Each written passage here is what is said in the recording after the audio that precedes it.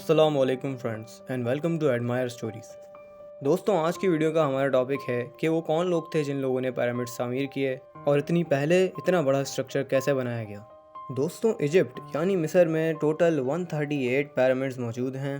दोस्तों, ये पिरामिड्स ज़मीन से 480 फीट ऊंचे हैं और 4500 साल पुराने हैं। इजिप्ट में अर्थक्वेक्स और रेतीले तूफान आते रहते हैं, लेकिन ये पिरामिड्स अपनी जगह से हिलते तक नहीं हैं। इजिप्ट के सबसे बड़े पिरामिड को 13 एकड़ की ज़मीन पर तामीर किया गया है, जिसका नाम the great pyramid of Giza है। इस पिरामिड की कंस्ट्रक्शन में 23 लाख पत्थरों का इस्तेमाल किया गया था, जिसमें से एक पत्थर का वजन 50 टन से भी ज़्यादा है। रिसर्चर्स के एस्टिमेट के मुताबिक इस पिरामिड का टोटल वजन 60 लाख टन से भी ज़्यादा है।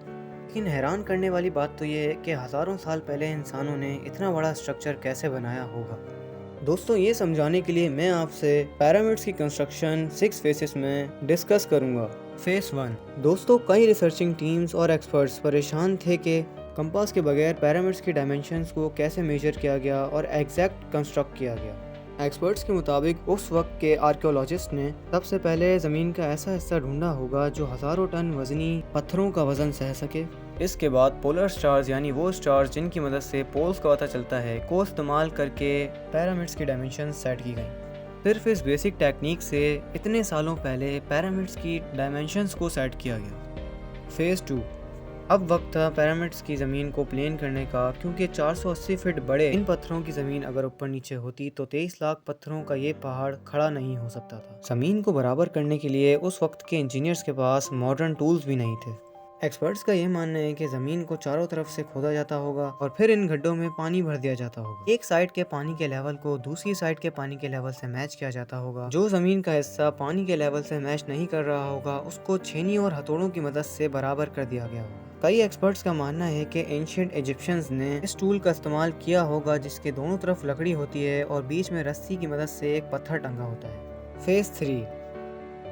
अब बारी थी कंस्ट्रक्शन की, जिसके लिए कई टन वजनी पत्थर रिक्वायर्ड थे। इन पत्थरों की कटिंग के लिए ना ही इन लोगों के पास ग्राइंडर्स थे और ना ही इन लोगों के पास जैक हैमर्स थे। इन लोगों ने इन पत्थरों की कटिंग सिर्फ और सिर्फ एक टूल से की, जिसका नाम है छेनी।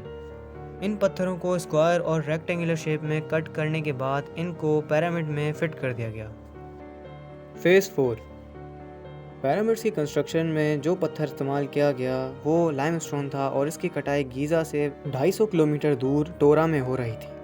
अब बारी थी पत्थरों को ट्रांसपोर्ट करने की। एक पत्थर का वजन 50 टन यानी 3 ट्रक्स के बराबर था और ऐसे 23 लाख पत्थर सिर्फ और सिर्फ एक पिरामिड में इस्तेमाल होने थे। और इतने पुराने ज़माने में ट्रक्स भी नहीं होते थे। इन पत्थरों को गीज़ा और टोरा के दरमियान जो नहर थी उसके ज़रिए ट्रांसपोर्ट किया गया और पिरामिड्स की कंस्ट्रक्शन साइट तक पहुंचाया गया। एक्सपर्ट्स का मानना है कि इन पत्थरों को कम से कम 500 लोगों की आर्मी ने एक जगह से दूसरी जगह पहुंचाया होगा। फेज़ 5। जो एक्सपर्ट्स की टीम पिरामिड्स पर रिसर्च कर रही थी, अब उनको अपने कई सवालों के जवाब मिल चुके थे, लेकिन वो ये बात अभी तक नहीं समझ सके थे कि इतने भारी भरकम पत्थर ऊपर कैसे पहुंचाए गए होंगे। कई एक्सपर्ट्स का मानना है कि पिरामिड्स की कंस्ट्रक्शन से पहले ही ये सोच लिया गया था। या तो इन लोगों ने जिगजैग ट्रैक यूज़ किया होगा या फिर स्पाइरल ट्रैक। फेज़ 6। बात सिर्फ हजारों मजदूरों, लाइमस्टोन की कटिंग और इतने बड़े पत्थरों को ट्रांसपोर्ट करने की नहीं थी। इन पिरामिड्स के अंदर कंपार्टमेंट्स भी बनाए गए थे, लेकिन एक चीज़ रिसर्चर्स को परेशान कर रही थी और वो ये थी कि पिरामिड के अंदर जो पत्थर इस्तेमाल किया गया था वो लाइमस्टोन नहीं था बल्कि ग्रेनाइट था।